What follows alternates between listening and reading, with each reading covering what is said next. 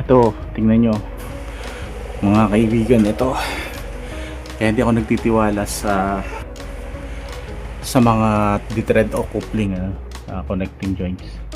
Ayan, pansinin nyo may leak. Ayan, langis napakita ko sa inyo saan galing yan. Dito, ayan,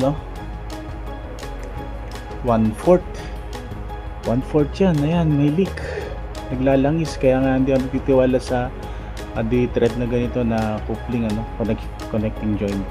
So pahinang ginagawa ko. So ginamitan ko ng kakaibang technique yan para makapaghinang ako, pahinang. Alright, yan, ganito na lang gayahin nyo para hindi kayo mabackchab.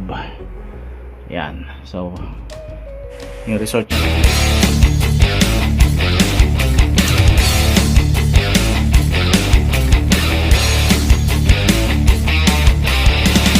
Ito, solid, ayan, leak pareho pa. Ayan, 1/2. Tama ba to? Grabe, 1/2 tsaka 1/4 parehong may leak. Diba? Buti na lang meron akong panghang. Hindi ko to mahihinang. So pahihinangin ko to, mga kaibigan, hihinangin ko to.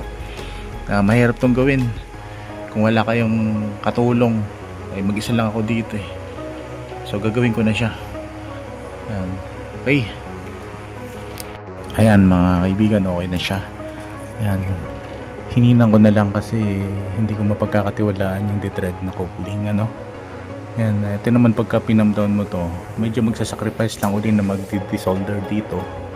Yan, tatanggal yung hinang. So yun lang, tapos babalik. Basta meron kayong ganyan, meron kayong helper, sabitan yan. Angle bar din yan ang ginawa ko para pag mag-isa ka, kahit hindi ka mag-isa, kahit dalawa kayo, hindi ka na magpapabuhat din sa mga technician mo para hindi rin gumagalaw. So yun yung pinaka the best na magagawa, na may tutulong ko sa akin, sa iba, at saka sa inyo. So yun mga kaibigan, yun yung dapat yung gawin para walang leak. Alisin yung coupling.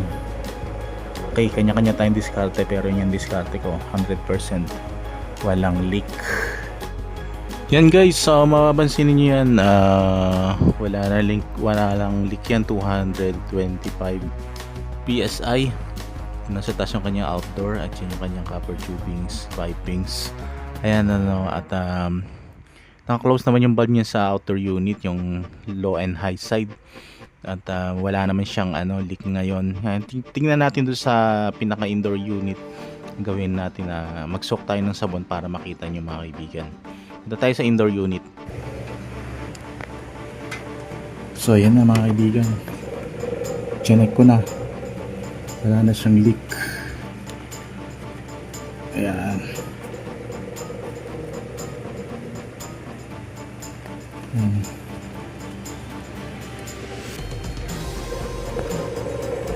Pala.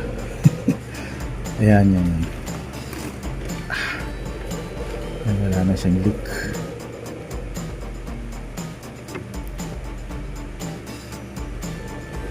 Ito sa kabila.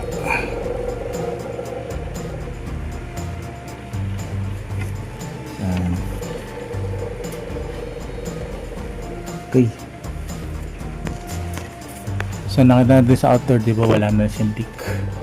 Bali, hindi na bumababa sa 225 PSI. Medyo challenging ng pagpapalit nito, pero okay na yun. Okay na mga kaibigan, nagmamoist na siya. Ayan, okay na siya. Ayan. Alright, so yun lang ang problema, medyo tiyaga-tiyaga lang kasi maghihinang talaga. Kaya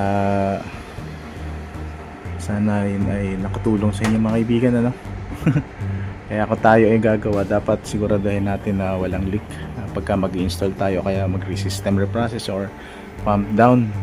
Yan, kaya dapat maayos yung ating paggagawa.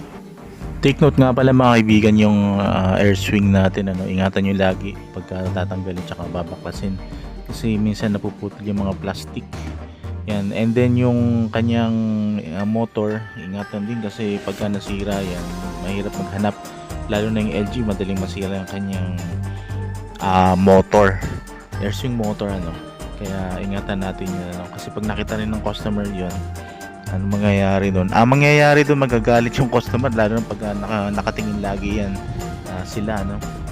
Ingatan natin mga kaibigan. And yung mga iba pang spare parts lagi natin ng consideration, ano? Yan.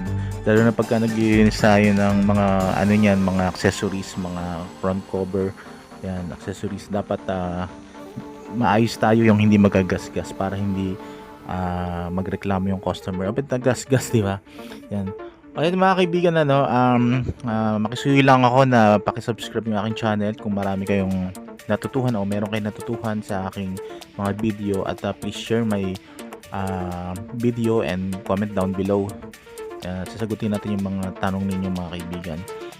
Okay, sa susunod ng mga video magkita-kita muli tayo at doon tayo uli, may matututuhan na naman tayong bago. Okay, thank you sa lahat ng nanood.